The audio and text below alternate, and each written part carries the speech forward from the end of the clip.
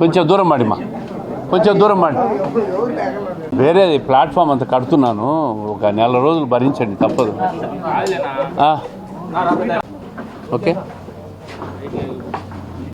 అందరికీ నమస్కారం. కరెక్ట్గా తెలుగుదేశం ప్రభుత్వం ఏర్పడి చంద్రబాబు నాయుడు గారు ముఖ్యమంత్రిగా ప్రమాణ స్వీకారం చేసి 23 రోజులైంది. నిన్నటి రోజు చూసాం మాజీ ముఖ్యమంత్రి జగన్మోహన్ రెడ్డి గారు మాట్లాడిన మాటలు. హామీలన్నీ చంద్రబాబు నాయుడు గారు చెప్పినారు, ఏవి అమలు చేయలేదని అడుగుతున్నాడు ఆయన. 23 రోజులకే హామీలు అమలు చేయలేదని చెప్పి అధికారం పోయిన ఫ్రస్ట్రేషన్లో మాట్లాడుతూ ఉన్నాడు. ఒక బ్యాలెట్ బాక్సులు పగలగొట్టిన వ్యక్తిని ప్రపంచమంతా చూసింది ఆన్లైన్లో.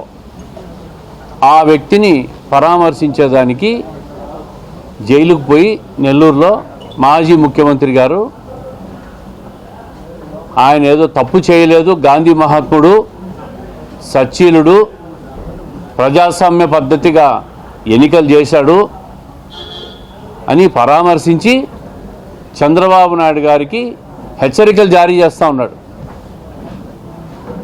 అయ్యా మాజీ ముఖ్యమంత్రి గారు, ఎన్నికల కోడ్ అమల్లో ఉన్నప్పుడు జరిగిన సంఘటన అది. అప్పటికి చంద్రబాబు నాయుడు గారు ముఖ్యమంత్రి కాలా. పోలీసులు, ఎన్నికల కమిషన్ కేసులు పెట్టింది, తెలుగుదేశం ప్రభుత్వం కాదు. మీరు ప్రశ్నించాల్సింది ఎన్నికల కమిషన్.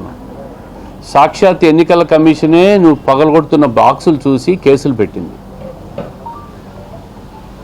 దయ్యాలు వేదాలు వర్లించినట్లు నిన్న నెల్లూరులో మాజీ ముఖ్యమంత్రి గారు మాట్లాడిన మాటలని చూసాం.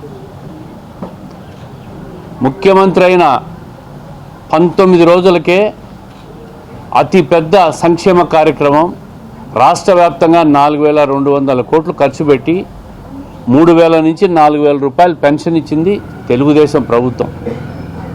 అది కూడా ఎన్నికల్లో చెప్పిన హామీ ఏప్రిల్ నుంచే నేను అమలు చేస్తానన్న వాగ్దానాన్ని 3 నెలలు కలిపి 7,000 రూపాయలు ఇస్తే వృద్ధులు, వితంతువులు, వికలాంగులు ఎక్కడ లేని ఆనందం రాష్ట్ర వ్యాప్తంగా చూసాం. మీరు ఈరోజు ఇసుక మాఫియా చేశారు. అక్రమ ఇసుకను రాష్ట్ర వ్యాప్తంగా కాదు, పక్క రాష్ట్రాలకు కూడా మీరు, మీ నాయకులు, మీ కార్యకర్తలు మాఫియా మాదిరి స్మగ్లింగ్ చేస్తే 8వ తేదీ నుంచి ఉచిత ఇసుకను కూడా ఇస్తూ ఉన్నాం. అదేవిధంగా మినరల్ సెస్సు, మైన్స్లో ఉన్న రాయల్టీలన్నీ కూడా తొలగిస్తూ కూడా 8వ తేదీ నుంచి ఉత్తర్వులు ఇవ్వబోతూ ఉన్నాం. అంటే ఎన్నికల్లో హామీలు చెప్పినట్లు ఒక్క నెలలోనే మొదటి అత్యంత ఖరీదైన సంక్షేమ కార్యక్రమం పెన్షన్తో పాటు పేద ప్రజలకు ఉచితంగా ఇసుక దొరకాలనే ఆలోచనతో రాష్ట్ర వ్యాప్తంగా కూడా 8వ తేదీ నుంచి ఉచిత ఇసుకను కూడా చెప్పడం జరిగింది.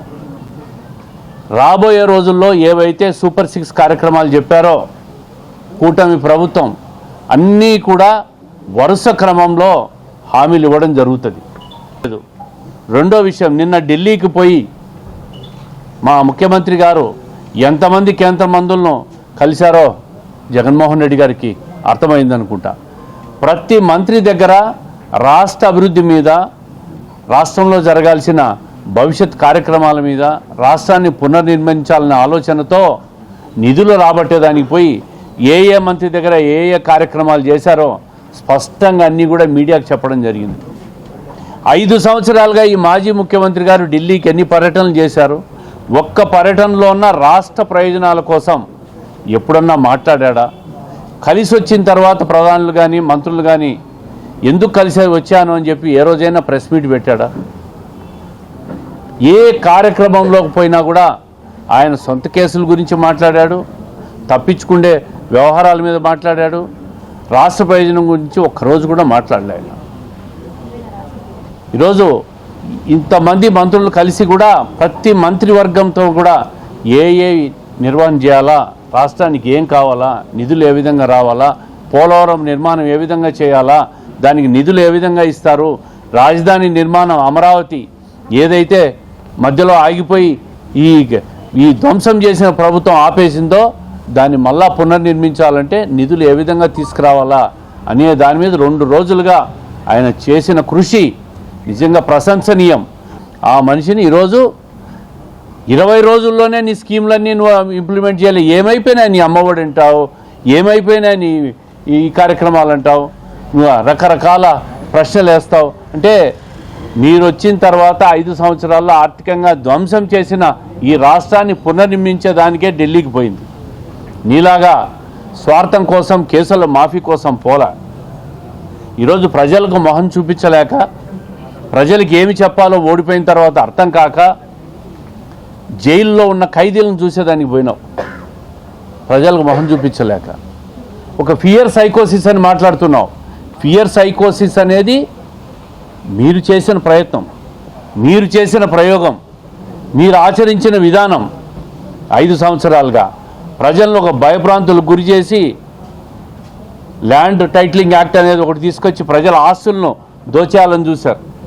ఇసుక విధానంతో రాష్ట్ర ఖనిజ సంపద అంతా దోచుకోవాలని చూశారు. మద్యాన్ని మాఫియా చేశారు.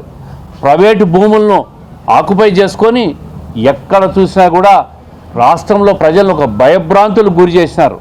ఆ భయముతోనే ఫియర్ సైకోసిస్ లేకపోయింది రాష్ట్ర ప్రజలు నీ 5 సంవత్సరాల పరిపాలనలో.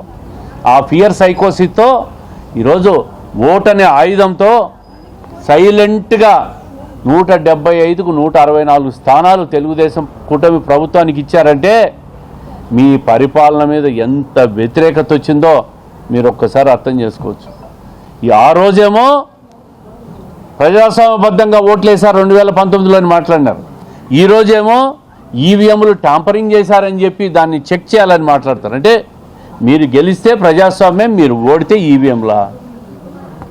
20 రోజుల్లోనే ఇంత ఫ్రస్ట్రేషన్ అయితే ఎట్లా మాజీ ముఖ్యమంత్రి గారు? మీకు అధికార పార్టీకి కూడా, అధికారంలోకి వచ్చిన పార్టీకి కూడా 1 సంవత్సరం టైం ఇవ్వాలి. మీరు ఏవైతే మేము ఎన్నికల్లో హామీ చెప్పామో హామీలన్నీ నిలబెట్టుకునే బాధ్యత కూటమి ప్రభుత్వానిది. అది అనుభవజ్ఞుడైన చంద్రబాబు నాయుడు గారికి తెలుసు. ఖచ్చితంగా ఏ హామీలు అమలు చేశామో, ఏ హామీ ఇచ్చామో అవన్నీ ఖచ్చితంగా అమలు చేస్తాం. దాంట్లో రెండో ఆలోచన లేదు.